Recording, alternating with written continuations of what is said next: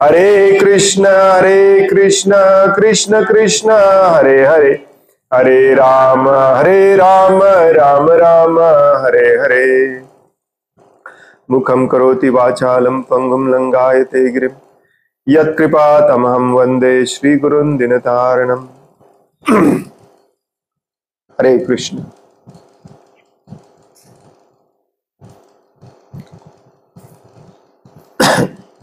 श्रीमद भगवद गीता जशी आहे तशी, भाषांतर आणि तात्पर्य कृष्ण कृपामूर्ती श्री श्रीमद AC भक्तिवेदांत स्वामी प्रभुपाद यांच्याद्वारे आपण वाचत आहोत। अध्याय पहिला, अर्जुन विषाद योग, कुरुक्षेत्रावरील सैन्याचे निरीक्षण। आणि आज आपण वाचणार आहोत श्लोक नंबर 32 आणि पुढे। गुगल मीट वरती कृपया सर्वांनी व्हिडिओ बंद करा। व्हिडिओला खूप बँडविड्थ लागते, त्यामुळे स्लो होतं। जो मेन स्क्रीन असतो त्याच्यातला पहिला बटन, त्याच्यावरती क्लिक करायचं म्हणजे व्हिडिओ बंद होतो।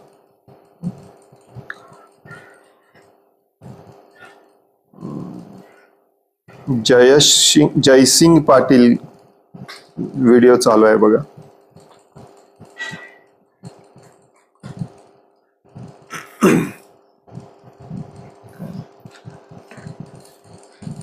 श्लोक नंबर 32, 33, 34, 35 हे एकत्र दिलेत,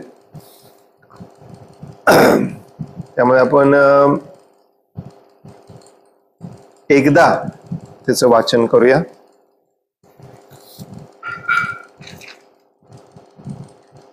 पण सगळे महत्वाचे शब्द आहेत। मी म्हणत होतो एकदा एक श्लोक वाचावा, परंतु सगळे महत्वाचे शब्द आहेत।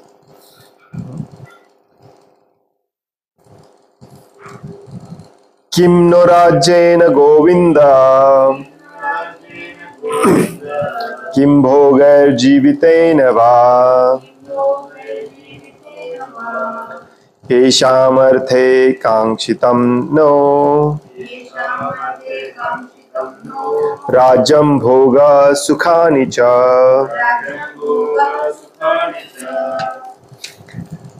ते इमेव स्थिता युद्धे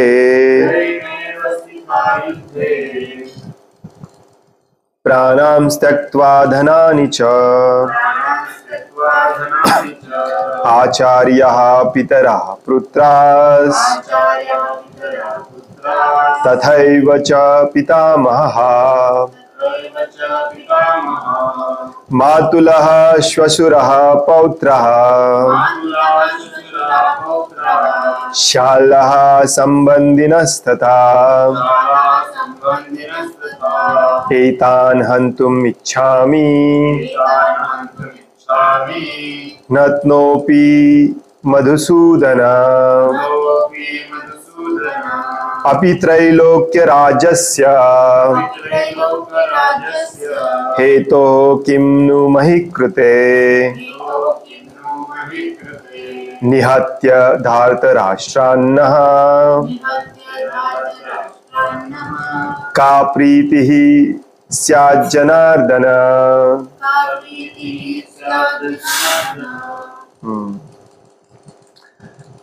महत्वाचे शब्द आहेत, लक्षपूर्वक म्हणा। किम काय लाभ, न आम्हाला, काहीतरी चुकलेलं आहे। हा, नह, या नहचा अर्थ असतो आम्हाला, बरोबर। नह आम्हाला, राज्येन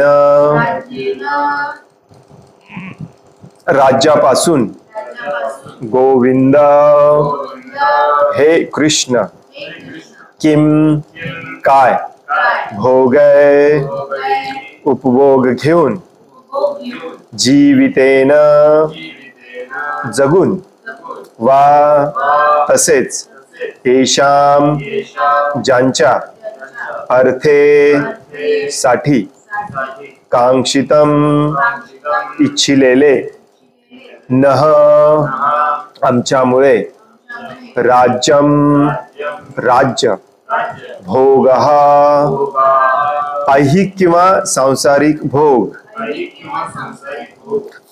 सुखानी सर्व सुखे, च सुद्धा, ते सारे, इमे हे, अवस्थितः उभे असलेले, युद्धे या युद्धभूमीत, प्राण त्यक्त्वा त्यागून, धनाची किंवा ऐश्वर्याची, च सुद्धा, आचार्यः गुरुजन, पितरः पितृगण, पुत्रः पुत्र, तथा तसेच, एव निश्चितच, च सुद्धा, पितामह मातुलः मामा, श्वशुरः सासरे, पौत्राः नातवंडे, शालाः मेहुणे, संबंधिनः नातलग, तथा तसेच, एतान हे सर्व, न कधीच नाही, हंतुम ठार मारण्याची, इच्छामी मी इच्छा करतो, घ्नतः मी मारला गेलो, अपि तरी, मधुसूदन मधुदैत्याचा वध करणारे, अपि जरी, त्रैलोक्य तिन्ही लोकांचे, राज्यस्य राज्याच्या, हेतोः च्या बदल्यात, किमनु केवळ काय बोलावयाचे, महीकृते पृथ्वीच्या, निहत्य ठार करून, निहत्य धार्तराष्ट्रान धृतराष्ट्र पुत्रांना, नह आम्हाला, का काय, प्रीतीही आनंद, स्यात होणार आहे, जनार्दन हे जनार्दन सर्व जीवांचे पालन करता.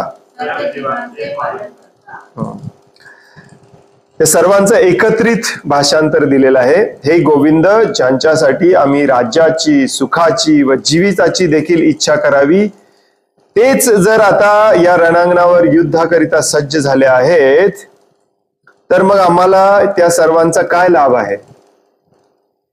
हे मधुसूदन, जेव्हा गुरुजन, वडील, पुत्र, आजे, मामे, सासरे, नातवंडे, मेहुणे आणि इतर नातलग आपल्या जीवनाचा व संपत्तीचा त्याग करण्यास तयार आहेत आणि माझ्या समोर उभे आहेत, तेव्हा जरी त्यांनी मला मारले तरी मी त्यांना मारण्याची इच्छा कशासाठी करावी? हे जनार्दन, पृथ्वीच काय तर तिन्ही लोकांच्या राज्याच्या बदल्यातही मी त्यांच्याशी लढण्यास तयार नाही. धृतराष्ट्राच्या पुत्रांना मारून आम्ही कोणता आनंद मिळवणार आहे? तर एकत्रित या चारही श्लोकांचा एकत्रच अर्थ असल्यामुळे प्रभुपादांनी तो एकत्र दिलेला आहे. थोडक्यात अर्जुन हे सांगतोय की मला माझ्या स्वजनांना मारायचं नाहीये, त्यांना मारून हे सुख उपभोगायची माझी इच्छा नाहीये. आता याच्यामध्ये काही महत्वाचे शब्द आहेत, जसं की एका श्लोकामध्ये भगवंतांना म्हटलेलं आहे मधुसूदन, मधु दैत्याचा वध करणारे, आणि शेवटच्या श्लोकामध्ये म्हटलेलं आहे जनार्दन, सगळ्यांचे पालन करता. तर तात्पर्य वाचत वाचत आपण त्याच्याबद्दल चर्चा करूया. तात्पर्य, अर्जुनाने भगवान श्रीकृष्णांना गोविंद म्हणून संबोधले आहे. होय, पहिल्या श्लोकामध्ये गोविंद पण म्हणतो, किम नो राज्येन गोविंद किम भोगैर जीवितेन वा. श्रीकृष्ण हे इंद्रियांच्या आणि गायींच्या आनंद प्राप्तीचे केंद्रस्थान आहेत.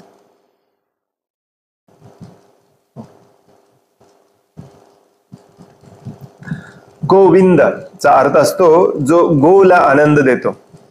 गोचे दोन अर्थ असतात संस्कृतमध्ये आणि दोन्ही बरोबर आहेत. एक गोचा अर्थ असतो तो म्हणजे गायींना आनंद देणारा गोविंद, आणि दुसरा गोचा अर्थ असतो तो म्हणजे इंद्रियांना आनंद देणारा गोविंद. ऋषिकचा अर्थ पण इंद्रिय असतो, गोचा अर्थ पण इंद्रिय असतो. हा गो शब्द बऱ्याच अशा ठिकाणी वापरला जातो, जसं की आपण सर्वांना ऐकण्यात आहे गोस्वामी. गोस्वामीचा अर्थ असतो जो इंद्रियांचा स्वामी आहे, ज्याने इंद्रिय कंट्रोलमध्ये ठेवण्याचं ज्ञान घेऊन त्याचं आचरण जो करतो त्याला गोस्वामी म्हणतात. तसे इथे भगवंतांना अर्जुन म्हणतो गोविंद. अर्जुन या महत्वपूर्ण शब्दाचा उपयोग करून दर्शवू इच्छितो की त्याच्या इंद्रियांचे समाधान कशामध्ये आहे हे श्रीकृष्णांनी जाणले पाहिजे. आमची इंद्रिय तृप्ती करणे हे गोविंदाचे कार्य नव्हे. जर आपण श्री गोविंदांची इंद्रिय संतुष्ट करण्याचा प्रयत्न केला तर आपोआप आपली इंद्रियही संतुष्ट होतात. भौतिक दृष्ट्या प्रत्येकाला आपली इंद्रिय तृप्ती करावयाची असते आणि आपण मागू ती वस्तू भगवंतांनी द्यावी अशी त्याची इच्छा असते. जीवांच्या योग्यतेप्रमाणे भगवंत त्यांची इंद्रिय तृप्ती करतील, पण त्यांच्या अतिलोभाची पूर्तता मात्र भगवंत करत नाहीत. त्याच्या उलट मार्गाने मनुष्य जेव्हा जातो, म्हणजे जेव्हा एखादा स्वतःच्या इंद्रिय तृप्तीची अजिबात इच्छा न करता श्री गोविंदांच्या इंद्रियांची तृप्ती करण्याचा प्रयत्न करतो, तेव्हा श्री गोविंदांच्या कृपेने जीवाच्या सर्व इच्छांची पूर्तता होते. प्रभुपाद हे समजावून सांगतात की अर्जुन याच नावाने का भगवंतांना संबोधित करत आहे. परंतु दुसऱ्या अर्थाने हे सांगत, जसं की पुढच्या श्लोकामध्ये तो सगळी नावं घेतो, हो की नाही, माझे गुरु, माझे पिता समान, माझे पितामह, माझे मामा समान, माझे सासरे, माझे पौत्र, शाला वाचलो आपण, मेहुणे आणि सगळे संबंधित लोक, यांच्या सुखामध्ये माझं सुख आहे. हे जिवंत असले तर माझं सुख आहे. मी जरी जिंकलो आणि हे नसले तरी माझं काही सुख नाहीये. माझं म्हणजे माझ्या इंद्रियांचं, आणि तुम्ही इंद्रियांचे स्वामी आहात, तुम्हाला हे कळायला पाहिजे. थोडक्यात तो सांगतोय. आणि आपल्यापैकी प्रत्येकाची हीच इच्छा असते. जेव्हा आपण भगवंतांकडे जातो, मंदिरात जातो, किंवा भगवंतांची प्रार्थना अगदी मनापासून डोळे झाकून जरी करत असलो तरी काहीतरी मागण्यासाठीच करत असतो, हो की नाही. कारण आपल्याला हे शिकवलंय पण लहानपणापासून हेच की भगवंत हा आपल्या मागणी पुरवणारा एक व्यक्ती आहे किंवा शक्ती आहे, आणि आपण त्याच्याकडे मागणे हा आपला अधिकार आहे. ऑर्डर सप्लाय प्रभुपाद म्हणायची नेहमी. आपण ऑर्डर द्यायचं आणि भगवंतांनी ते ऑर्डर सप्लाय करायचं, एवढंच भगवंतांचं काम आहे असं आपल्याला वाटतं. आणि ह्या ऑर्डर सगळ्या कशा असतात? आपल्या इंद्रिय तृप्तीच्या. इंद्रिय म्हणजे ग्रॉस इंद्रिय, ज्याला डोळे, नाक, कान, त्वचा वगैरे म्हणतो आपण. ह्याला या 5 ना ज्ञानेंद्रिय म्हणतात, आणि हात, पाय, जननेंद्रिय वगैरे यांना कर्मेंद्रिय म्हणतात. ही 5 असतात. आणि 11वा इंद्रिय असतो तो म्हणजे मन.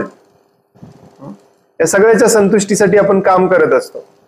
हे सगळं जीवन, हे सगळी समाज व्यवस्था, इंडस्ट्री, हे सगळं हे या इंद्रिय तृप्तीसाठीच निर्माण केलेलं आहे आपण. पोट भरण्यासाठी, डोळ्याचे चोचले पुरवण्यासाठी, कानाचे चोचले पुरवण्यासाठी, जननेंद्रियांना सुख देण्यासाठी, आणि याच्याही पलीकडे जाऊन मनाला सुख देण्यासाठी.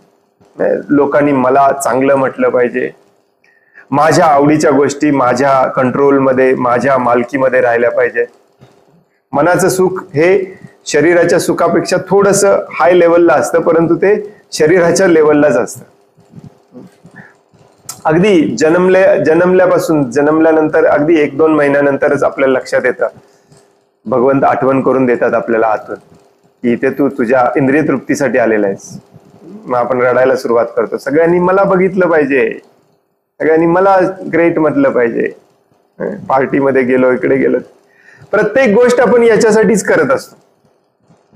आज सकाळी उठून आंघोळ केल्यानंतर शर्ट कुठला घालायचा, पहिला विचार आपल्या मनात येतो, लोकांना आवडेल का, लोकांना मी आवडेल का, लोकांना माझा शर्ट आवडेल का. दाढी त्याच्यासाठीच करतो, हेअरस्टाईल त्याच्यासाठीच ठेवतो, आपल्या जेवणातल्या खाण्यातल्या पिण्यातल्या आवडी निवडी त्याच्यासाठीच असतात, सगळं त्याच्यासाठीच करतो.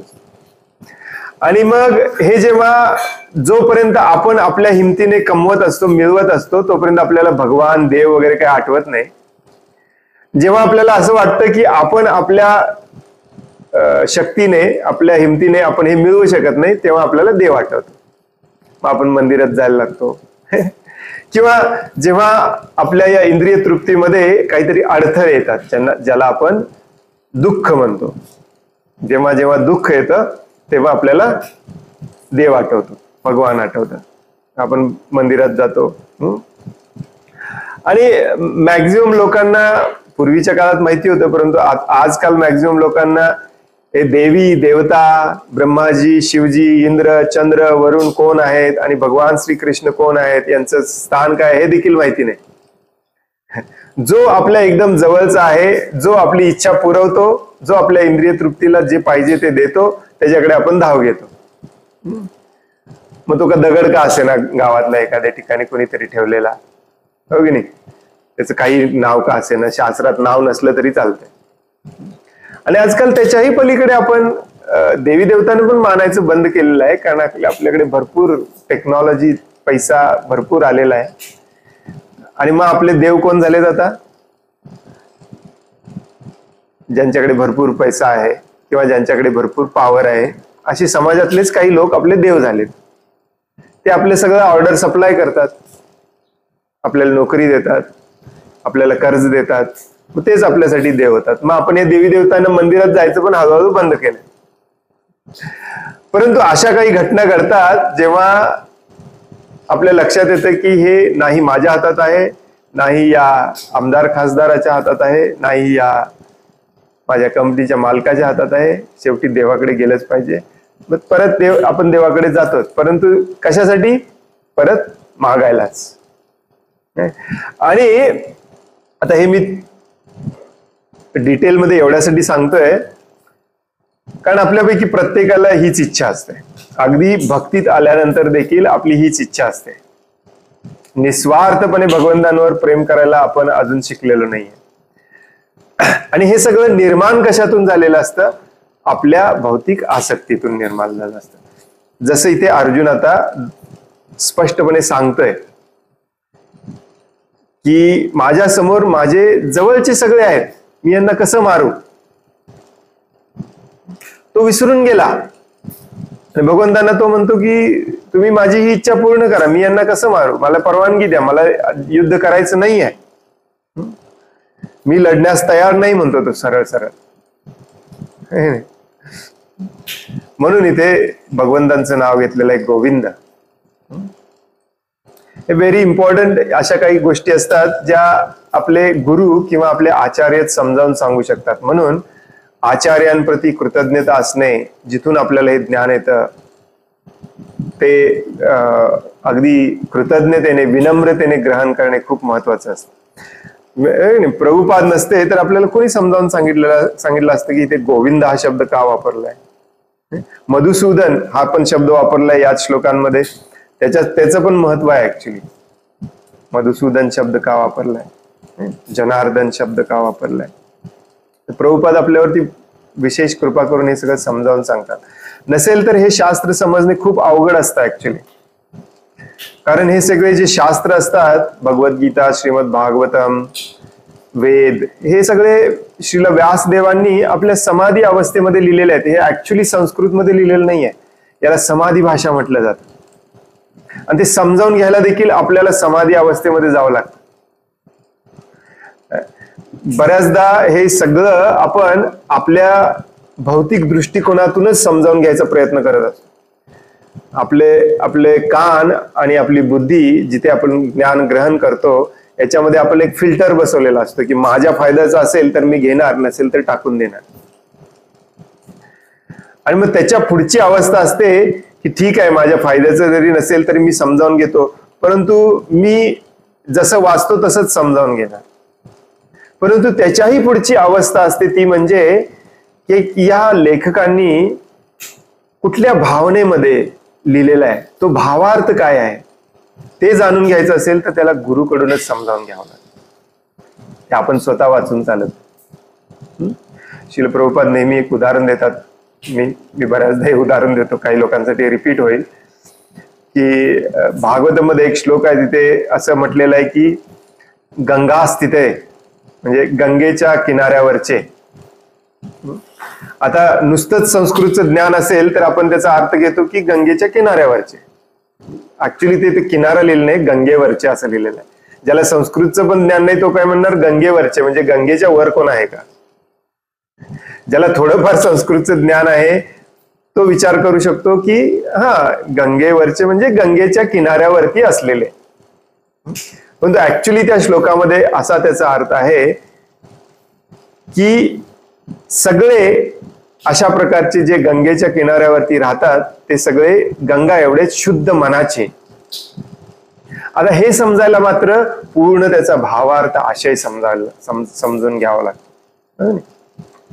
आणि म्हणून प्रभुपादांचे लेक्चर्स ऐकणे, प्रभुपादांची पुस्तकं सिरियसली त्याचे वाचन करणे, श्रवण करणे हे आपल्यासाठी मुक्तीचा एकमेव मार्ग आहे. तुम्हाला कोणी याच्यापासून डिमोटिवेट करत असेल, डिस्करेज करत असेल तर ते खूप डेंजरस आहे. प्रभुपाद एकमेव आपले आश्रयस्थान आहे, लक्षात ठेवा. तर अर्जुन असं का म्हणतोय, कारण अर्जुनाला आपल्या नातेवाईकांना मारायचं नाहीये.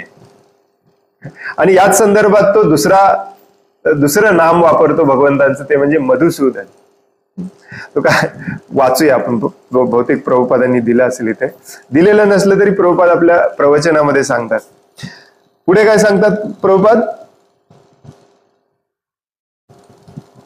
आपल्या कुटुंबातील व्यक्तींविषयीचे अर्जुनाचे प्रगाढ प्रेम या ठिकाणी अंशतः दिसून येते, कारण त्याला त्यांच्याबद्दल स्वाभाविक करुणा होती आणि यासाठीच तो युद्ध करण्यास तयार नव्हता.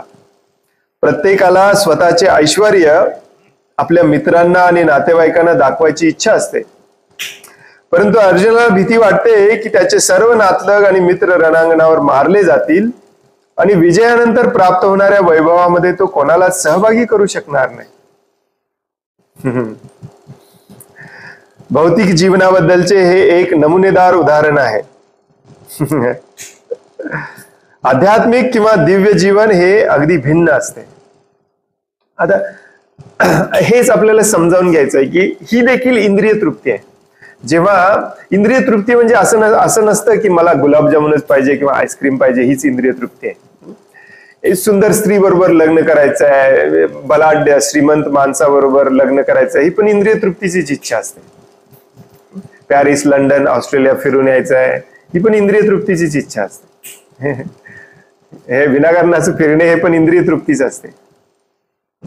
एखादी कंपनी किंवा कल्पना त्याच्यावरती रिसर्च करणे, याच्यात काही पैसा नसला तरी कविता लिहिणे, कादंबरी लिहिणे, कलेसाठी लोकांनी माझी वाहवा करावी, हे सगळं इंद्रिय तृप्तीमध्येच येतं.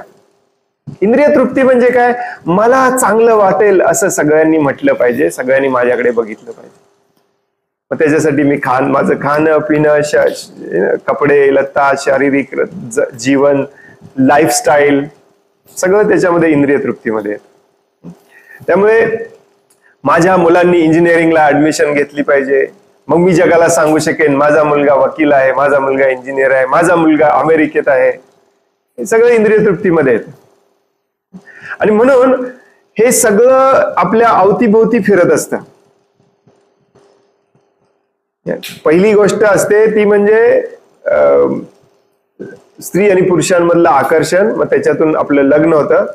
खूप छान सांगितलंय श्रीमद भागवतम मध्ये ऍक्च्युली. हृदय ग्रंथी राहू पुरुषाम स्त्रिय मैथुने मैथुने भावमेतम. हा आपला जो पुरुष आणि स्त्री मधला अट्रॅक्शन असतो तो जेव्हा पक्का होतो तेव्हा आपण लग्न करतो. आपल्या हृदयाच्या गाठी अजून घट्ट बांधल्या जातात आणि मग त्यातून आपलं विश्व निर्माण होतं. ते विश्व एका वाक्यात सांगितलंय भागवतम मध्ये. काय सांगितलंय? अथ सुत आप्त, इज इट स्टार्ट्स विथ सुत, अथ गृह क्षेत्र सुत आप्त वित्त. या 5 गोष्टींमध्ये सगळं आपलं आयुष्य आहे. गृह म्हणजे घर, क्षेत्र म्हणजे जमीन. पूर्वीच्या काळामध्ये इंडस्ट्री, जॉब वगैरे नव्हते. आजच्या काळामध्ये त्याची तुलना करायचं तर गृह आणि जॉब किंवा कंपनी. गृह क्षेत्र सुत म्हणजे मुलं बाळ आपली. आप्त म्हणजे सगळे नातेवाईक इकडचे तिकडचे. आणि वित्त म्हणजे अर्थ. या सगळ्यांना दाखवण्यासाठी, मेंटेन करण्यासाठी पैसा पाहिजे, अर्थ पाहिजे. किंवा पूर्वीच्या काळात पैसा नव्हता, अर्थ पाहिजे. आणि मग यातूनच मोह निर्माण होतो. जनस्य मोहम. कुठला मोह निर्माण होतो? अहम ममेती, मी आणि माझं म्हणायचा मोह निर्माण होतो. अहम ममेती. आणि हेच आपलं विश्व असतं. 99.99% लोकांचं हेच विश्व असतं. थोडेफार लोक असतात त्यांचं विश्व असतं गृह क्षेत्र सुद्धा आपच्या बाहेर समाज. एकदम नॉट 1% लोकांचं विश्व असतं राष्ट्र, मानवता. पण हे सगळं इंद्रिय तृप्तीच आहे. सगळं इंद्रिय तृप्ती, याला विस्तारित इंद्रिय तृप्ती म्हणतात. आणि अर्जुनचे हे जे म्हणणं आहे सध्या ते जवळपास तसंच आहे. माझे आजोबा, माझे मामा, माझे सासरे यांना मी का मारू? तो म्हणतो देखील ऍक्च्युली ज्यांच्यासाठी आम्ही राज्याची, सुखाची, जीविताची देखील इच्छा करावी तेच जर रणांगणावर युद्धाकरिता सज्ज झाले तर मग आम्हाला या सर्वांचा लाभ काय? म्हणजे मी राजा हे जिंकलं नंतर माझे पितामह भीष्मदेवच नसतील तर मी हे राज्य घेऊन करू काय? ऍक्च्युली राजा जो धर्मनिष्ठ भगवंतांचा प्रतिनिधी असतो तो राजा कशासाठी झालेला असतो? समाजामध्ये धर्माची स्थापना करून धर्माचं पालन होतंय की नाही हे पाहण्यासाठी. अर्जुन त्या धर्मापासून थोडस बाजूला जातोय. तो म्हणतोय माझ्या नातेवाईकांसाठी मला राज्य पाहिजे आणि ते नातेवाईकच नसतील तर मग राज्य घेऊन काय करू? आणि राज्य नको असेल तर युद्ध करून काय करू? नाही. आणि हे सगळं ऐकल्यानंतर बऱ्याच युनिव्हर्सिटीतली लोक जे भगवद्गीतेवरती वगैरे रिसर्च करत असतात ना त्यांना वाटायला लागते अर्जुनचं म्हणणं बरोबर आहे, सीम्स लॉजिकल. हो की नाही? आणि आपल्याला पण वाटतं लॉजिकल आहे, कारण आपण पण सगळे कुटुंबाने ह्याच्यातच गुरफटलेलो आहे. आपल्याला पण भगवंत म्हणजे फक्त ऑर्डर सप्लायरच आहे आपल्यासाठी. हो की नाही? त्यामुळे आपल्याला अर्जुनचं म्हणणं पटायला लागतं. पण तो भगवंत दुसऱ्याच अध्यायामध्ये झाडायला सुरू करतात अर्जुनला. आता फक्त अर्जुनची मनस्थिती समजावून घ्या, तो कसा बोलतोय. आध्यात्मिक किंवा दिव्य जीवन हे अगदी भिन्न असते. एखाद्या भक्ताला भगवंतांची इच्छापूर्ती करावयाची असल्याने तो भगवंतांच्या सेवेसाठी सर्व प्रकारचे ऐश्वर्य स्वीकारू शकतो. आणि जर भगवंतांची इच्छा नसेल तर मात्र तो कवडीचाही स्वीकार करणार नाही. म्हणजेच काय? दुसऱ्या अर्थ शब्दात पैसा हा महत्वाचा नाही आहे, सगळं काही भगवंतांच्या मालकीचं आहे. आणि जर सगळं काही भगवंतांच्या मालकीचं असेल तर ते सगळं काही भगवंतांच्या सेवेमध्येच वापरलं पाहिजे. या दृढ निश्चयाला येणे म्हणजेच भक्ती. असं नसतं की सगळं काही सोडून देणे म्हणजे भक्ती. आणि मग मनामध्ये विचार काय असला पाहिजे? जे काही करायचंय ते सगळं भगवंतांसाठी. मग पुढे कोणी का असे ना, सुत आप्त, मुलं बाळ, घरदार, कोणी का असे ना, काही फरक पडत नाही.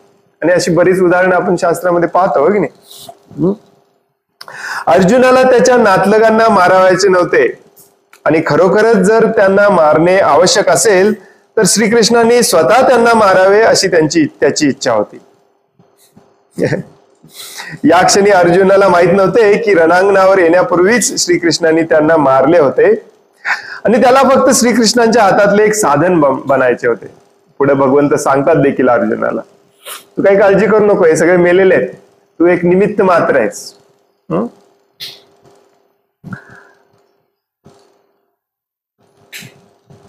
त्याला फक्त निमित्त मात्र व्हावयाचे होते.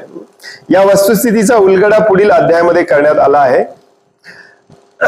भगवंतांचा स्वाभाविक भक्त असल्याने अर्जुनाला त्याच्या दुष्ट चुलत्यांना आणि बांधवांचा सूड घेणे आवडले नाही, पण त्या सर्वांची हत्या करणे ही भगवंतांची योजना होती. भगवत भक्त हा दुष्टांचा सूड घेऊ इच्छित नाही. पुढे ऍक्च्युली अर्जुनाला भगवंत हे सांगणार पण आहेत की माझा जो शुद्ध भक्त असतो तो सूड भावना कधी ठेवत नाही. आता हे थोडंसं कन्फ्युजिंग वाटायला लागतं मग आपल्याला. बऱ्याच पुढच्या अध्यायांमध्ये भगवंत अर्जुनाला सांगतात की तू सहनशील असला पाहिजेस, तू क्षमाशील असला पाहिजेस. माझा जो भक्त असतो तो त्याच्यामध्ये सुडाची भावना अजिबात नसते. मग आपण विचार करायला लागतो, मी या अर्जुनाला युद्ध का करायला सांगा लागले? अर्जुन तर तयार आहे युद्ध बंद करायला.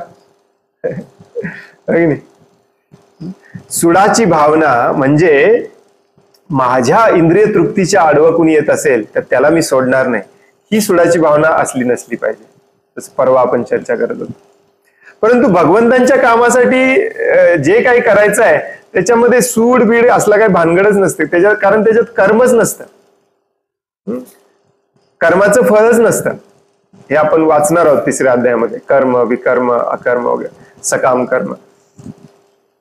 त्यामुळे भगवंतांचं काम म्हणून कुणाला मारलं काय, कुणाला सोडलं काय, कितीही मोस्ट अबॉमिनेबल शिला प्रभुपाद म्हणतात, या भौतिक जगाच्या दृष्टिकोनातून एखादं कार्य एकदम निंद्य असेल, एकदम खालच्या पातळीचं घाणेरडं असेल तरी तो भक्त करायला तयार असतो जर ती भगवंतांची सेवा असेल. आणि अर्जुन हे विसरत.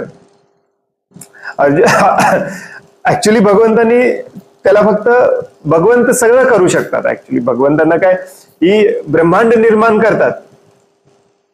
आपली पृथ्वी एवढी एका मोहरीच्या एका पोत्यामध्ये 100 किलोच्या एक मोहरीचा दाना जेवढा असतो तेवढी आपली पृथ्वी आहे या ब्रह्मांडामध्ये.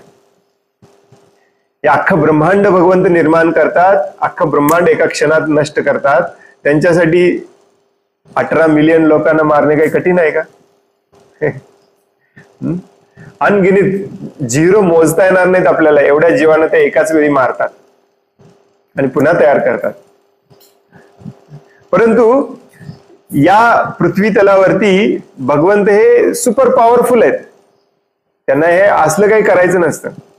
त्यांना प्रत्येक गोष्टीतून आपल्या भक्तांसाठी भक्तिमय सेवा द्यायची असते आणि जे भक्त नाही आहेत त्यांना भक्तिमय सेवा म्हणजे काय हे त्यांना दाखवून द्यायचं असतं. त्यामुळे हे सगळ्या लीला करतात ते. तर अर्जुनाने एक निमित्त मात्र होता अर्जुन ऍक्च्युली. आता इथे मला वाटलं प्रभुपाद सांगतील, परंतु फक्त त्याचा अर्थ सांगितलाय प्रभुपादांनी. आणि याच्यासाठीच अर्जुन भगवंतांना इथे भगवंतांचं नाव घेतोय मधुसूदन. मधुसूदन म्हणजे मधु नावाचा एक राक्षस होता, असुर, त्याला भगवंतांनी मारलं. म्हणजेच दुसऱ्या शब्दामध्ये अर्जुन काय म्हणतोय की तुम्ही मात्र राक्षसाला मारलं म्हणून तुमचं नाव पडलं मधुसूदन. मला मात्र आज्याला मारायला सांगताय, गुरुला मारायला सांगताय, मामाला मारायला सांगताय. हे चुकीचं आहे. हे कुठल्या लॉजिक मध्ये बसत नाही. तुमच्या मताप्रमाणे तुम्ही असुराला मारलं, कारण असुर म्हणजे जनरली जो अधार्मिक असतो. असुर म्हणजे काही शिंगबिंग नसतो. हे 16व्या अध्यायात आपल्याला असुर कोण असतो ते पण शिकायचंय. आपल्यातच आहे असुर. तुम्ही असुराला मारलं म्हणून तुमचं नाव मधुसूदन अरिसूदन पडलं. पुढे आणखीन एकदा वापरतो मधुसूदन शब्द, तो रिपीटेडली तो स्ट्रेस करून सांगतो. तुम्ही असुरी प्रवृत्तीच्या लोकांना, राक्षसांना मारता आणि ग्रेट होता. मला मात्र माझ्या नातेवाईकांना मारायला सांगताय, मी कसा ग्रेट होणार? सगळं जग मला नाव ठेवणार नाही, स्वतःच्या आजोबाला मारला, स्वतःच्या गुरुला मारला म्हणून. तुमचं तुम्ही मारा, मी नाही मारणार. त्या अर्जुनाचं म्हणणं आहे ते. म्हणून तो म्हणतो मधुसूदन. प्रभुपाद जरा पुढचीच गोष्ट सांगतायत. ऍक्च्युली भगवंत हे अर्जुनाला सगळं सांगणार आहेत पुढे, की तू, मी ऑलरेडी मारलेला आहे, तू फक्त निमित्त मात्र आहेस.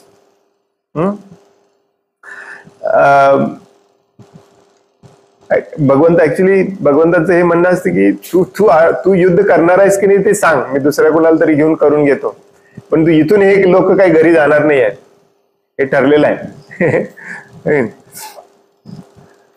भगवंतांचा भक्त हा दुष्टांचा सूड घेऊ इच्छित नाही, पण दुष्टांनी केलेला भक्तांचा अपराध भगवंत कधीच सहन करत नाही. भक्त माफ करायला तयार असतो, परंतु भगवंत कधी माफ करत नाही. विशेष करून जर त्या असुरांनी, त्या दुष्टांनी भक्तांच्या विरुद्ध अपराध केलेला असेल तर. स्वतःच्या अपराधांबद्दल भगवंत एखाद्या व्यक्तीला क्षमा करू शकतात, पण भक्तांना दुखवणाऱ्या कोणत्याही व्यक्तीला भगवंत क्षमा करत नाहीत. म्हणून दुष्टांना क्षमा करावयाची इच्छा अर्जुनाला असली तरीही त्यांचा वध करण्यासाठी भगवंत दृढ निश्चयी होते. आणि म्हणूनच शेवटच्या श्लोकामध्ये भगवंतांचं नाव संजयनी म्हटलेलं आहे. अर्जुन म्हणतो ऍक्च्युली जनार्दन. जनार्दन म्हणजे जे सगळ्यांचे पालन पोषण करतायत, जे सगळ्यांच्या प्रती ज्यांच्या मनामध्ये करुणा आहे, दया आहे, जे भक्तवत्सल आहे. दुसरं एक नाव आहे भगवंतांचं, भक्तवत्सल. भक्तांच्या प्रती कुणी काही वाईट वागलेलं असेल तर ते सहन करत नाही. त्यामुळे दुर्योधनाची पार्टी ही संपणारच होती, संपल्यातच जमा होती. अर्जुनाला फक्त त्याचं श्रेय घ्यायचंय आणि जगाला पण दाखवून द्यायचं आहे की भगवंतांची सेवा म्हणजे काय असतं. त्याच्यामध्ये कितीही रिस्क असेल तर ती आपण भगवंतांची सेवा म्हणून करायची असते, हे जगाला दाखवून द्यायचं. भगवंतांची सेवा म्हणजे रोज तुम्हाला सकाळी उठून पूजेसाठी फुलं आणायची सेवा मिळणार आहे असं नाही. कधी कधी कोणाला मारायलाही लागेल, त्याच्यात तुमचाही जीव जाऊ शकेल. म्हणजेच काय, प्रभुपाद सांगतात की भगवंतांची सेवेसाठी कुठल्याही प्रकारचं रिस्क आपण घ्यायला तयार असलं पाहिजे, त्याला सेवा म्हणतात. मगच आपण खऱ्या अर्थाने भक्त म्हणू शकतो. नसेल तर माझ्या इंद्रिय तृप्तीला साजे सोपस होईल तेवढीच मी भक्ती करणार आणि बाकीचं बघू, ते बघू बघू असंच बघू बघू होतं. अनादि अनंत जन्म आपण बघूच म्हणतोय, आपण कधीच शुद्ध भक्त होणार नाही अशाने. तर ते आहे जनार्दन. आणखीन एक महत्वाचा मुद्दा याच्यामध्ये पुढच्या श्लोकांमध्ये आहे माहिती नाही, याच्यातच आहे ऍक्च्युली, पण प्रभुपादांनी सांगितलं नाही. आपल्या प्रवचनांमध्ये सांगतात प्रभुपाद बऱ्याचदा. अर्जुन इतका म्हणजे या अध्यायामध्ये इतका कट्टरपणे सगळं सांगतो आणि इतका जिद्दी होतो की तो लिटरली बसतो खाली शेवटच्या श्लोकापर्यंत, या अध्यायाच्या शेवटच्या श्लोकापर्यंत जाऊपर्यंत, आणि डिक्लेअर करून टाकतो की मी युद्ध करणार नाही, तुम्हाला काय करायचं ते करा. आणि तेच इथे थोडंफार तो हिंट द्यायला लागला याच्यामध्ये देखील. तो काय म्हणतो, निहत्य धात राष्ट्रांना, ते मला मारायला आले तरी चालतील. पुढे पण एक श्लोक आहे बहुतेक असाच, मी माझं शस्त्र खाली ठेवतो, उभा राहतो, मला मारा म्हणतो, खरं मला युद्ध करायचं नाही. इतका तो म्हणजे एकदम असा इमिजिएटली असं भौतिक प्रभाव पडल्यासारखा झालेला आहे त्याच्यावर. परंतु सुदैवाने तो अनादि अनंत कालांचा भगवान श्रीकृष्णांचा नित्य सहचारी आहे, नित्य मित्र आहे, सखा आहे. त्यामुळे त्याचा हा जो भ्रम आहे, मोह आहे, तो 1 तासात निघून जातो पूर्ण भगवद्गीता ऐकल्यानंतर. ते देखील तेवढंच महत्वाचं आहे. आपलं जात नाहीये, 4थ्यांदा वाचतोय आपण भगवद्गीता, आपला काही मोह जात नाही. हरे कृष्ण.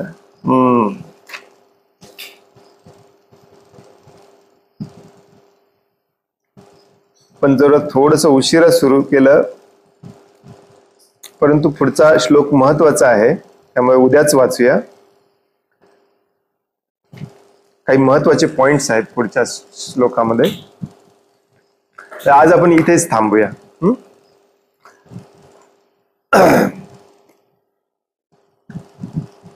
हरे कृष्ण.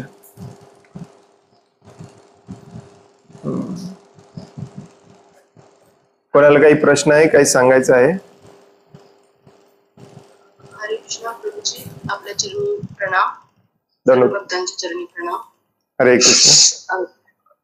प्रभूजी, मला असं विचारायचं आहे की जसं की इथं भगवंत म्हणतात की अर्जुनाला की मी सर्वांना मारलेला आहे, तू फक्त निमित्त बन. तर इथं म्हणजे भगवंताला काय म्हणायचं आहे की म्हणजे म्हणजे एखाद्याला मृत्यू दिला म्हणजे त्याचं शरीरातून आत्मा आपण वेगळा करतो हे आपल्याला माहित आहे. मारलं म्हणजे भगवंतानी त्यांचं आयुष्य म्हणजे काय जे दिवस राहिलेले आहेत त्याचं हरण केलं आहे का? म्हणजे त्यांच्याकडे फक्त काही क्षण आणि काही दिवस राहिले आहेत का, असं म्हणायचं आहे का भगवंतांना? या मृत्यू हा शब्द जनरली भौतिक दृष्ट्याच वापरला जातो, तो आत्म्यासाठी वापरला जात नाही. मृत्यूचा अर्थ असतो हे शरीर बंद करणे आणि दुसऱ्या शरीरामध्ये जाणे.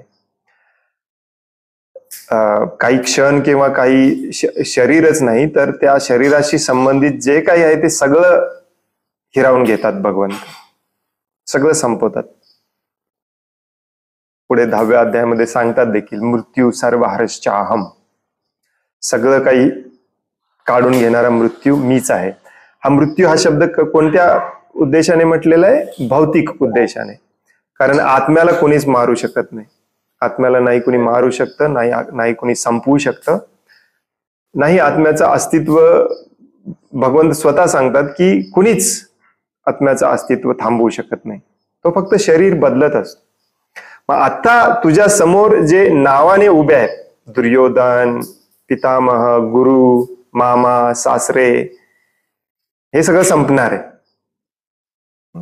वेगवेगळ्या शरीरामध्ये निघून जातील ते. पुढे पुढे भगवंत जेव्हा दुसऱ्या अध्यायामध्ये समजावून सांगायला लागतात तेव्हा एका श्लोकामध्ये ते म्हणतात देखील की हे सगळे एकतर पापी आहेत, नाहीतर भरपूर वय झालेलं आहे, यांना दुसरं शरीर देणं चांगलीच गोष्ट आहे, आपण चांगलंच कार्य करायला लागलोय, त्याच्यामध्ये तुम्हाला मदत कर. मृत्यू हा शब्द जनरली फक्त शरीरासाठी वापरला जातो, आत्म्यासाठी नाही. हरे कृष्ण. धन्यवाद प्रभूजी. हरे कृष्ण प्रभूजी. हरे Krishna.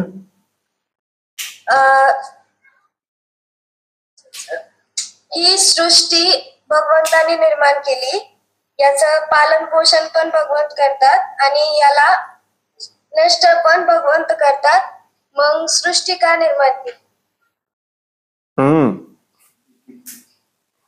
Very nice question. Interestingly,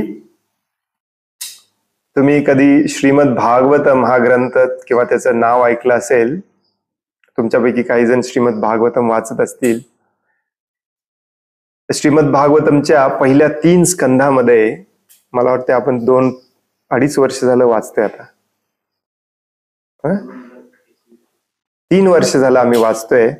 सृष्टीची निर्मितीच वाचतोय 3 वर्ष झालं. आणि एखाद्याला आश्चर्य वाटेल ऐकून की सृष्टीची निर्मितीत एवढं काय आहे वाचण्यासारखं. तर सृष्टीच्या निर्मितीमध्ये हेच वाचण्यासारखं आहे की ही निर्माण केलंयच का, कसं केलं, याच्यामध्ये आपल्या शास्त्रज्ञांना खूप इंटरेस्ट असतो. कॉपर, आयर्न हे कसं काम करतं, मशीन कसे काम, परंतु का निर्माण केलंय, कशासाठी निर्माण केलंय, हे बऱ्याच जणांना, म्हणजे भौतिक जगामधल्या बऱ्याच भौतिक लोकांना हा प्रश्न कधी पडत नाही. आणि हा प्रश्न पडला पाहिजे. इथूनच आपल्या अध्यात्माची सुरुवात होते. हे भौतिक जग का निर्माण केलंय, कशासाठी निर्माण केलंय. आणि याचं आता मी डिटेलमध्ये उत्तर सांगत नाही, परंतु याचं सिंपल उत्तर आहे, आपल्यासाठी निर्माण केलंय. आपल्यासाठी म्हणजे आपण दुष्ट वागायला लागलो. आध्यात्मिक जगामध्ये सगळं काही प्युअर असतं, शुद्ध असतं, शुद्ध प्रेमाच्या लेवलला असतं सगळं काही. सगळे लोक एकमेकांशी शुद्ध प्रेमाने वागत असतात. एकही म्हणजे अगदी 0.0000 त्याच्याही पेक्षा अगदी तीळ मात्रही कोणाच्या मनामध्ये वाईट विचार किंवा स्वार्थ किंवा लोभ किंवा ईर्ष्या, द्वेष, हजारो प्रकारचे घाणेरडे आपले मनामध्ये अनर्थ आहेत, त्यातलं काही नसतं तिथे. आणि जेव्हा ते आपल्या मनामध्ये येतं, त्या लोकांसाठी ही सृष्टी बनवली जाते. सृष्टीचे पण दोन प्रकार आहेत, एक ही सृष्टी किंवा प्रकृती आणि एक आध्यात्मिक सृष्टी, आध्यात्मिक प्रकृती, जिथे वैकुंठ आणि गोलोक वृंदावन हे धाम आहेत.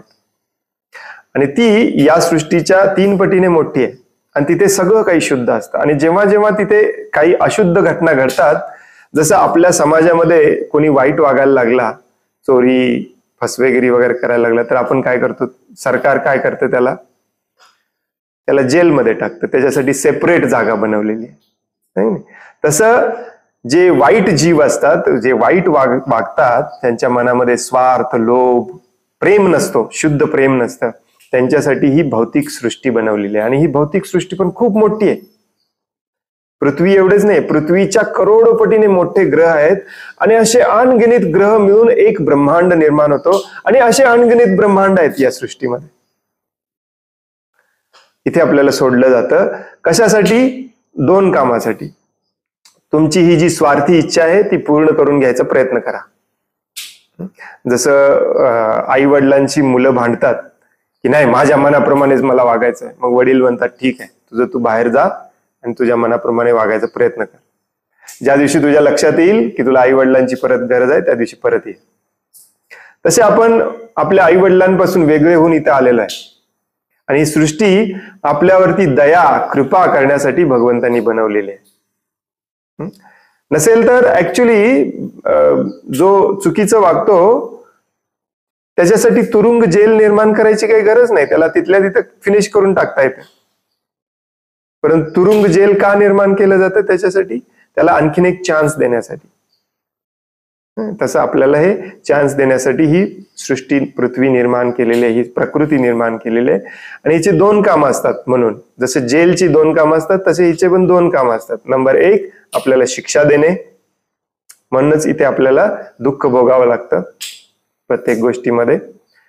आणि नंबर 2 आपल्याला सुधारण्याची संधी देणे. जसं जेलमध्ये देखील गेलेल्याला सुधारण्याची संधी दिली जाते, बाहेर पडून पुन्हा नॉर्मल जीवन जगायची संधी दिली जाते, तसं इथे आपल्याला सुधारण्याची पण संधी दिली जाते. म्हणूनच आपल्याला हे आई, वडील, गुरु हे सगळे दिलेले आहेत, प्रेम काय आहे समजावं म्हणून.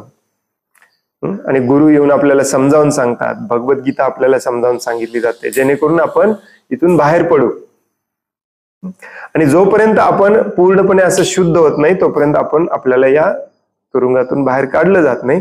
तोपर्यंत आपण शरीर बदलत राहतो इथे, जसं तुरुंगामध्ये एका खोलीतून दुसऱ्या खोलीत टाकल्यासारखं. हे सृष्टी बनवण्यामागचं भगवंतांचं मेन कारण आहे. आणि ही देखील भगवंतांची एक प्रकारची दयाच आहे, आपल्यावरती करुणाच आहे. नसेल तर आपल्याला काही गरज नव्हती आपल्यासाठी हे बनवण्याची. तरीही भगवंत कृपामय, दयामय असल्यामुळे ते बनवतात. आणि नुसतंच बनवत नाहीत, त्यांना वाईटही वाटतं की आपण इथे येऊन पडलोय, अडकलोय. ते पुन्हा पुन्हा येतात, त्यालाच अवतार म्हणतात. ते पुन्हा पुन्हा येतात समजावून सांगायला आपल्याला. आपल्या प्रतिनिधींना, गुरूंना पाठवतात आपल्याला समजावून सांगायला, जेणेकरून आपण परत जाऊ. हा याच्या सगळ्याच्या मागचा मेन उद्देश असतो. आणि हे खूप डिटेल मध्ये सांगितलंय. हरे कृष्ण. आध्यात्मिक जगात सगळंच पवित्र किंवा द्वेष, मत्सर असं काही नसतो. मग अशी इच्छा कशी काय होऊ शकते जीवाची की त्याचं पतन होतं?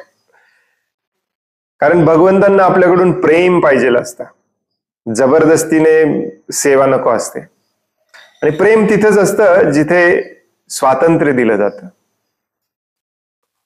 वडील खूप प्रयत्न करू शकतात की मुलांनी आपल्यावर प्रेम करावं, परंतु ती भावना मुलाच्या मनामध्ये आपोआपच उत्पन्न व्हावी लागते.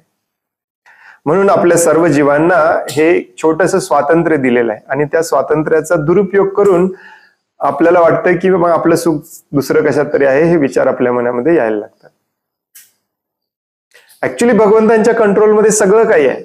ते पाहिजे तर आपल्याला कुत्र्यासारखं आपल्याकडून सेवा करून घेऊ शकतात, परंतु त्यात मजा नाही. भगवंत हे सगळं मजेसाठी करतात, आनंदासाठी करतात. आनंदमय अभ्यासात आनंदासाठी आपल्याला त्यांनी बनवलेलं आहे. आणि खरा आनंद हा प्रेमात असतो. आणि ते प्रेम हे निस्वार्थी आणि निरपेक्ष स्वेच्छेने असेल तरच त्यात आनंद असतो. आणि म्हणून स्वातंत्र्य द्यावं लागतं प्रत्येकाला. आणि मग त्या स्वातंत्र्याचा काही लोक दुरुपयोग करतात. हे त्याच्या मागचं मेन कारण आहे. हरे कृष्ण. हरे कृष्ण. हरे कृष्ण प्रभू. येस, हरे कृष्ण. प्रभूजी, भगवत भक्ताने स्वतःच्या इंद्रिय तृप्तीची इच्छा न करता गोविंदाच्या इंद्रियाची तृप्तीची करण्याकरता प्रयत्न करावा, म्हणजे नेमकं काय करावं प्रभूजी?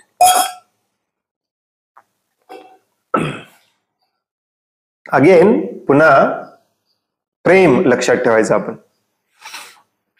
आपलं आपल्या मुलावरती प्रेम आहे, मुलाचं आपल्यावरती प्रेम आहे. मग मुलांनी काय केलं पाहिजे?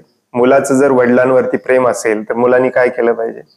वडिलांच्या सुखासाठी काय करायला पाहिजे ते केलं पाहिजे. ऑफकोर्स वडिलांचं सुख पण त्याच्या सुखामध्ये असतं, हे प्रेमाचं आदान प्रदान असतं. मग गोविंदाच्या म्हणजे भगवंतांच्या सुखासाठी काय लागतंय ते सगळं केलं पाहिजे आपण. मग गोविंदाला पहिल्यांदा समजावून घेतलं पाहिजे की गोविंदाला काय आवडतं, त्याचं काम काय आहे, हो की नाही? जसं परवा दिवशी मी समजावून सांगत होतो की आपण स्वतःला जर मोदी भक्त म्हणून घ्यायचं असेल तर आपल्याला समजून घेतलं पाहिजे की मोदी कोण आहे, त्यांना आवडतं काय, त्यांची कामं काय आहेत, त्या कामात मी मदत करू शकतो का. तर या दृष्टिकोनातून आपण विचार केला पाहिजे की गोविंद भगवान श्रीकृष्ण यांचं काम काय आहे, त्यांची सेवा मी कशा पद्धतीने करू शकतो. तर बरेच कथा आहेत, आपल्याला त्यामध्ये देखील कळतं की काही जण त्यांचे मित्र म्हणून सेवा करतात, काही जण त्यांचे आई वडील म्हणून सेवा करतात, काही जण दास म्हणून सेवा करतात, काही वस्तू म्हणून भगवंतांच्या पायाखालचं दगड होऊन सेवा करतात. भगवंतांच्या लीलांमध्ये शेजारचं झाड, त्या झाडावरचा पक्षी, मधुर संगीत गाणारा पोपट, हे सगळे भगवंतांची सेवा करत असतात. परंतु त्या स्टेजला तशी सेवा मिळण्यासाठी शुद्ध व्हावं लागतं. आणि शुद्ध होण्यासाठी भगवंत बघतात की या जगामध्ये, या भौतिक जगामध्ये माझं जे काम आहे तो कोण कोण करतोय. आणि या भौतिक जगामध्ये भगवंतांचं काम आहे आपल्या सर्वांना परत घेऊन जाणे, अधर्माचा प्रतिकार करणे आणि धर्माची स्थापना करणे. पुढे 4थ्या अध्यायात ते सांगणार आहेत भगवंतांचं काम काय ते सांगणार आहेत. आपल्याला सगळ्यांना माहिती आहे तो श्लोक, फेमस श्लोक आहे, परित्राणाय साधूनाम विनाशाय च दुष्कृताम धर्म संस्थापनार्थाय संभवामी युगे युगे. हे माझं काम आहे. जे वाईट वागतात, अधर्मी आहेत, त्यांना दंड देणे, जे चांगलं वागतात, धर्माने वागतात, त्यांना आश्रय देणे आणि पुन्हा धर्माची स्थापना करणे, हे माझं काम आहे. मग माझं जर त्यांच्यावर प्रेम असेल तर माझं पण काम तेच असलं पाहिजे, किंवा त्या कामात मी मदत केली पाहिजे. तर भगवंतांचं हे जे काम आहे की प्रत्येक जीवाला धर्म समजावून सांगणे, एखाद्या तरी जीवाला भगवंतांपर्यंत न्यायचा प्रयत्न करणे. त्यासाठी आपण पहिल्यांदा आपण स्वतः शुद्ध झालं पाहिजे. पूर्णपणे आपण शुद्ध होणे हे देखील भगवंतांना संतुष्ट करणारच आहे. आपण स्वतः सगळे पाप कर्म बंद करणे, शुद्ध वागायला सुरुवात करणे, आपले शेजारी पाजारी आजूबाजूचे सगळ्यांवरती समान प्रेम करायला लागणे, हे भगवंतांना खूप आवडतं, भगवंतांना संतुष्ट करतं, कारण सगळे भगवंतांचे अंश आहेत.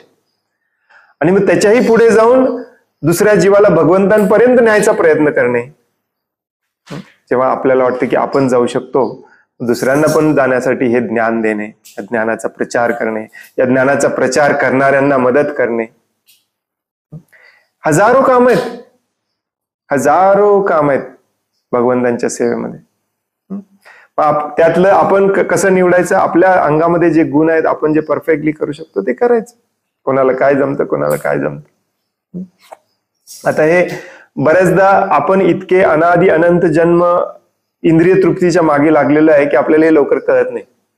आता मी जरी समजावून सांगितलं तरी बऱ्याच जणांच्या हे डोक्यात जाणार नाहीये. आणि मग याच्यासाठीच गुरु असतात.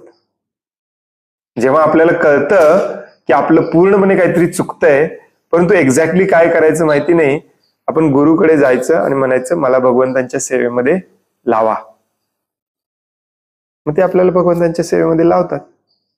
त्याची प्रचाराची भरपूर कामं आहेत. भगवंतांच्या कामामध्ये भरपूर वेगवेगळी कामं असतात. तर ही एक पद्धती असते. हरे कृष्ण. धन्यवाद प्रभूजी, खूप धन्यवाद. हरे कृष्ण प्रभूजी. हरे कृष्ण. ज्यावेळेस दुर्योधन आणि अर्जुन एकाच वेळेस भगवंतांकडे गेले होते, त्यावेळेस दुर्योधनांनी भगवंतांनी दोन चॉईस ठेवले की एका साईडला मी असेल आणि एका साईडला माझे सैन्य असेल, त्या दोघातून तुम्हाला एकाची निवड करायची सांगितली. पण त्यावेळेस समजा भगवंतांचे जे सैन्य आहे तर त्यांचा काय दोष आहे समजा की त्यामध्ये ते पण मारले गेले असते ना, किंवा याच्यातून भगवंतांना काय सांगायचं? हे आपण ज्याला महायुद्ध 1 महायुद्ध 2 वगैरे म्हणतो की नाही, world war 1 world war 2 world war 3 आता चालू आहे वगैरे वगैरे, हे युद्ध काहीच नाहीत महाभारताच्या युद्धासमोर. हे महायुद्ध होतं. या पृथ्वी तलावरचा एकही राजा किंवा एकही सेना नव्हती जे या युद्धामध्ये भाग घेणार नव्हती. प्रत्येकाने कोणा ना कोणाची तरी बाजू घेतलीच पाहिजे. आणि त्यालाच अलायन्स म्हणतात. तुम्ही नुसतेच राजाचे मित्र असून काही उपयोगाचं नाही. राजाचा मित्र असेल तर त्या राजाच्या सैन्यामध्ये तुमचं सैन्य तुम्हाला द्यावंच लागतं. हा क्षत्रिय धर्म असतो ऍक्च्युली.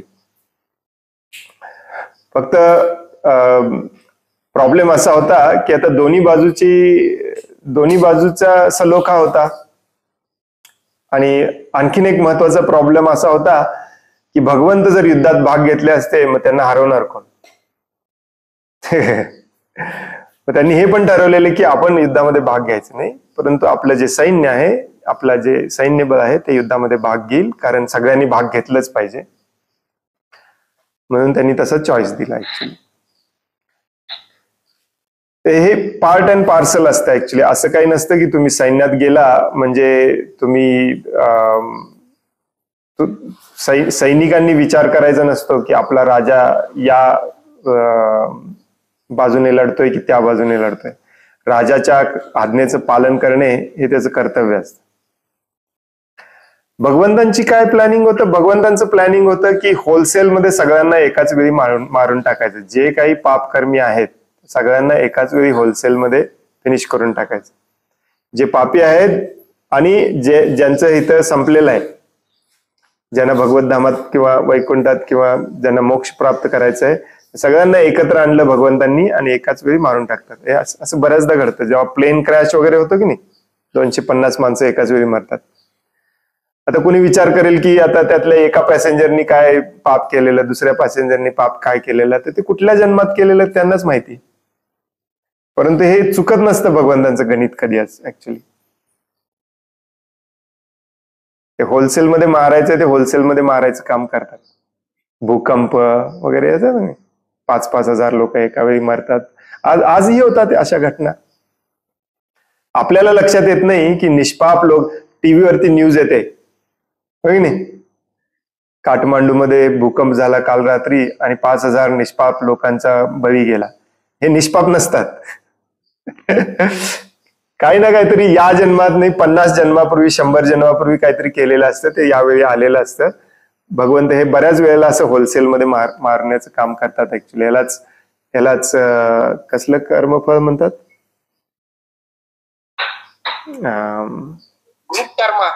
ग्रुप कर्म. मॉडर्न टर्म ग्रुप कर्म.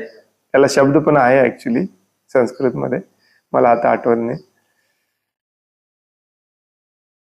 तर त्या सैनिकांचं काय कर्म होतं? इम्पॉसिबल. भगवंतांना पण भगवंत स्वतः म्हणतात मला पण सांगणे इम्पॉसिबल. पण हे सगळं परफेक्टली चालू असतं.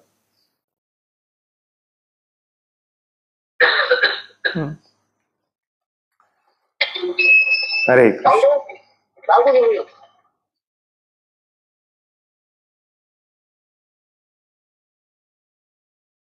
हरे कृष्णा प्रभूजी, दंडवत प्रणाम. हरे कृष्ण, दंडवत प्रणाम. प्रभूजी माझा हा प्रश्न आहे की आता तुम्ही मगाशी श्लोकामध्ये सांगत होतात की भगवंत भक्तांच्या विरोधात काही हे केलं तर क्षमा करत नाही कोणालाही.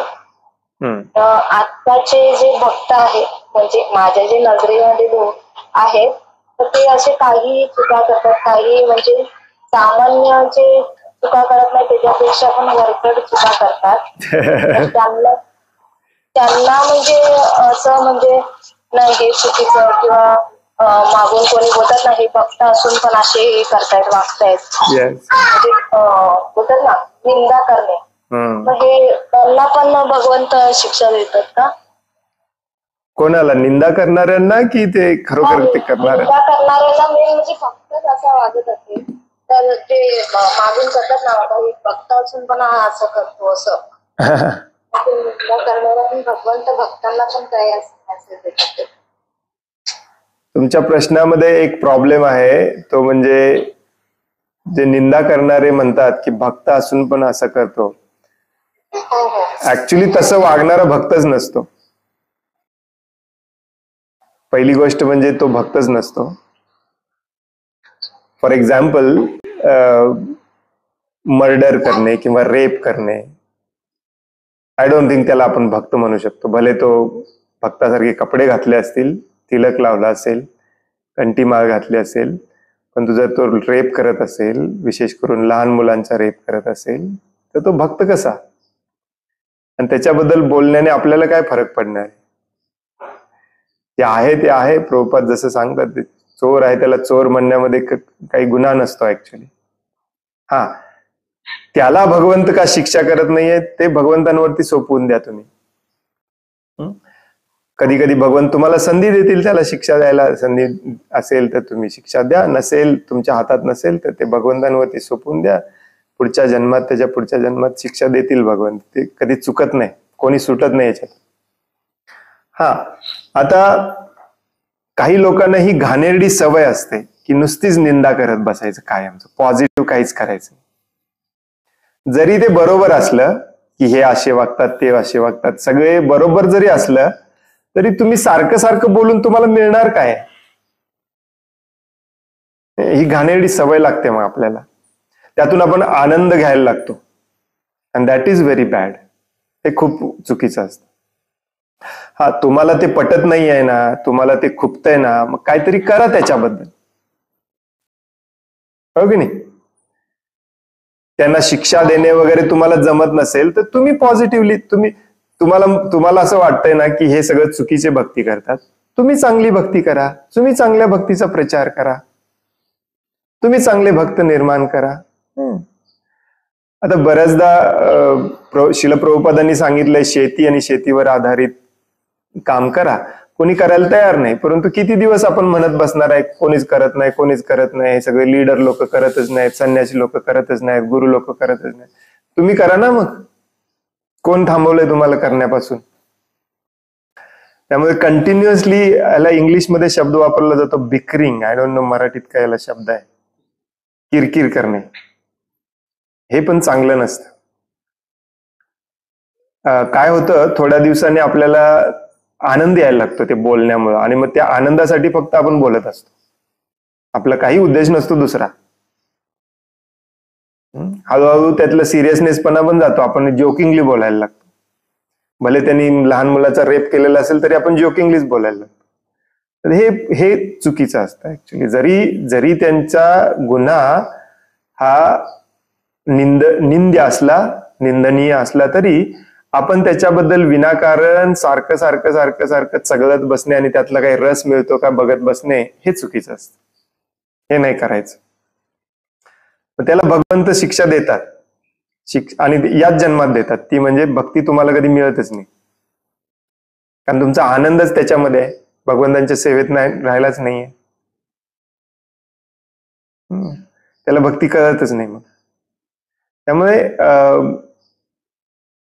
येस, तुमच्या हातात असेल किंवा तुम्हाला ते पटत नसेल तर ते सोडून दिलं पाहिजे. आपण पॉझिटिव्हली चांगली भक्ती केली पाहिजे, लोकांना चांगल्या भक्तीचा प्रचार केला पाहिजे. नसेल तर उगी विनाकारण नावं ठेवत बसण्यात काही अर्थ नसतं. हरे कृष्ण. हरे कृष्ण प्रभूजी. धन्यवाद.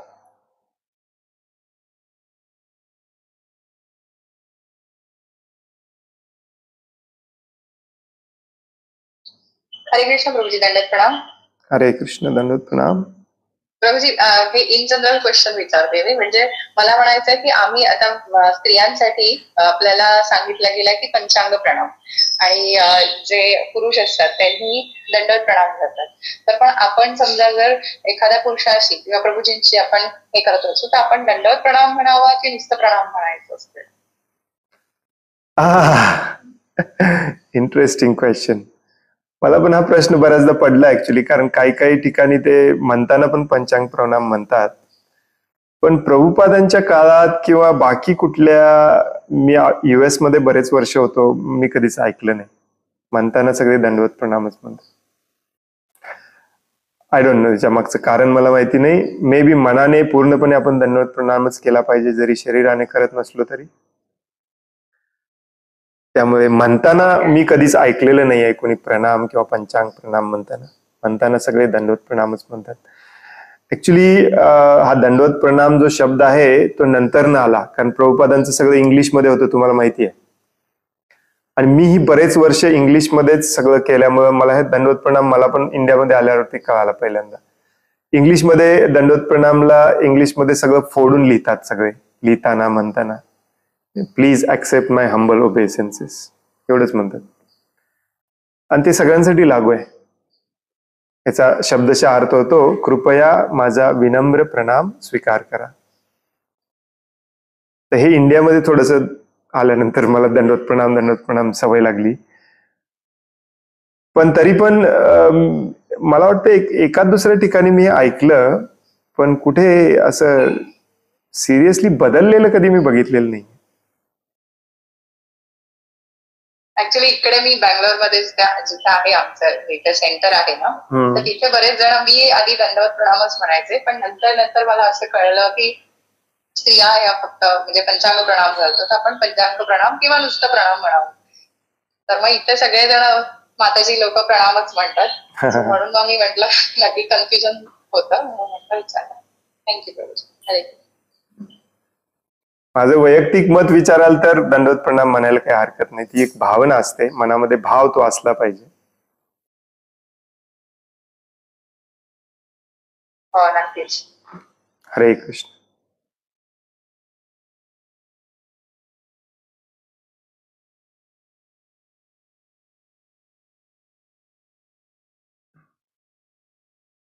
आणखीन कोणाला काही प्रश्न आहे, काही सांगायचं आहे?